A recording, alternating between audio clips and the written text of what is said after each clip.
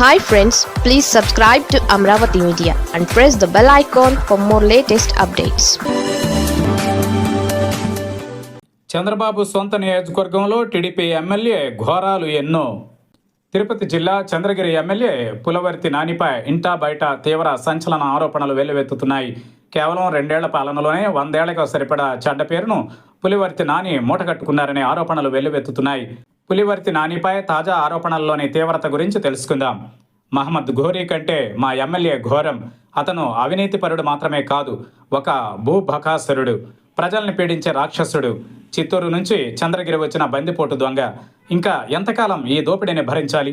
MLA అరాచకత్వంపై యువత ఉద్యమించాలి. ఇలాగే వదిలేస్తే భవిష్యత్ తరాలకు శాపంగా మారతాడు.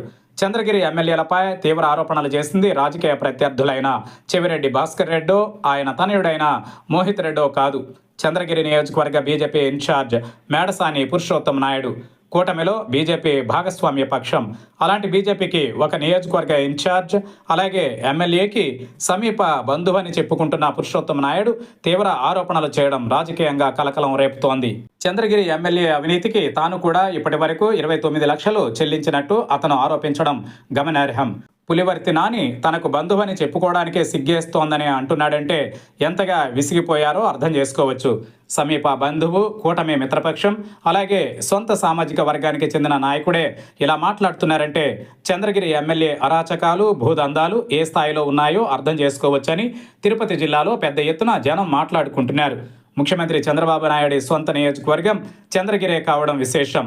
ఆ నియోజకవర్గంలోని నారావారిపల్లె చంద్రబాబు స్వగ్రామం.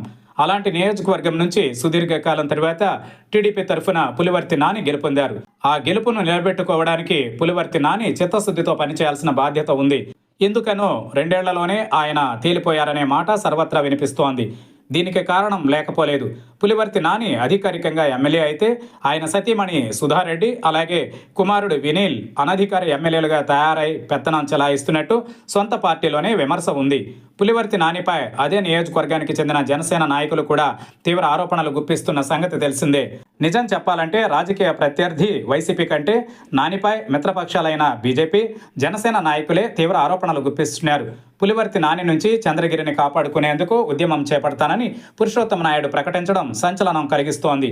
మంత్రి లోకేష్కు సన్నిహితుడిగా పేరు పొందిన పులివర్తి నానిపై మిత్రపక్షాల నేతలు ఆరోపణలు గుప్పించడాన్ని టీడీపీ అధిష్టానం ఎలా తీసుకుంటుందనే చర్చ జరుగుతోంది. పులివర్తి నాని స్థానంలో మరొకరికి బాధ్యత అప్పగిస్తే చంద్రగిరి నియోజకవర్గంలో టీడీపీ బతికి బట్ట కట్టదనే చర్చ పెద్ద ఎత్తున సాగుతోంది. పులివర్తి నానిపై తీవ్ర ఆరోపణలు వెల్లువెత్తుతున్న నేపథ్యంలో అదే సామాజిక వర్గానికి చెందిన నామినేటెడ్ పదవిలో ఉంటున్న యువ నాయకుడు చంద్రగిరి టీడీపీ ఇన్ఛార్జ్ పదవి కోసం లాబియింగ్ చేస్తున్నారనే ప్రచారం జరుగుతోంది.